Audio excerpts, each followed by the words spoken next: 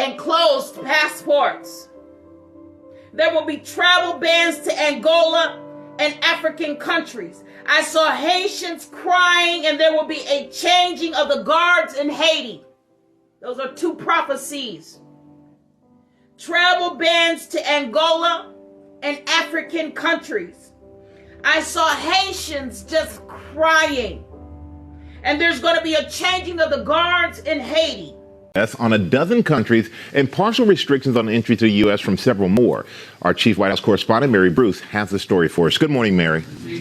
Good morning, Michael. Well, President Trump is now reviving and expanding one of his most controversial policies, targeting a dozen countries with a full travel ban. It means no visitors from these countries, no temporary trips, no permanent moves, and it is sure to face legal challenges.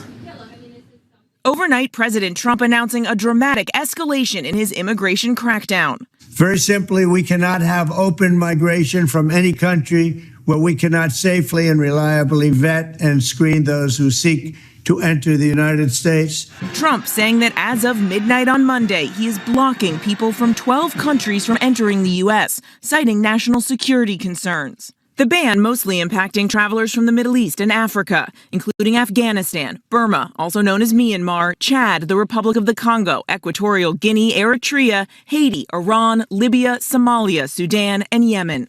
Another 7 countries facing partial travel restrictions. People from Burundi, Cuba, Laos, Sierra Leone, Togo, Turkmenistan, and Venezuela will now be unable to come to the U.S. permanently or get student or tourist visas. The White House says they're targeting countries that lack proper vetting, fail to share identity and threat information, or exhibit high visa overstay rates.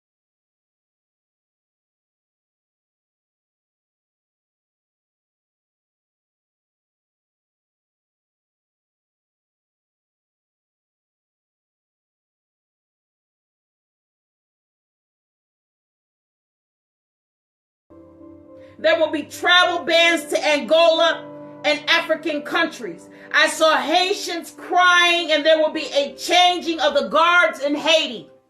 Those are two prophecies. Travel bans to Angola and African countries. I saw Haitians just crying. And there's going to be a changing of the guards in Haiti. Listen, they're making bombs of mass destruction in Libya that we've never seen before. I saw blueprints, and I see blueprints before me, and a chemical of a gray matter. You can stretch it. It's shiny like a putty, but it has to stay cold. These are visions that God gave me.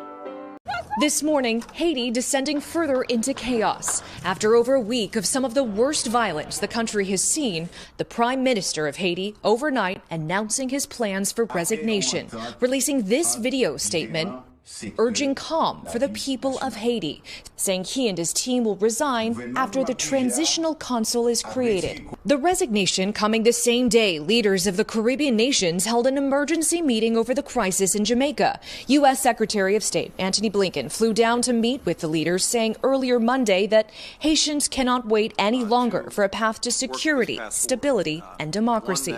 What we've seen in recent days again should remind us that the already challenging and difficult security situation has now deteriorated even further. Instability has worsened in Haiti since the 2021 assassination of then Prime Minister Jovenel Moïse, and Ariel Henry then came into power. Best-selling author Mitch Albom runs an orphanage in Haiti and spoke to Today in 2021 when 17 members of a missionary group were abducted by members of a Haitian gang. There's not a lot of hope because you're right, the government has collapsed.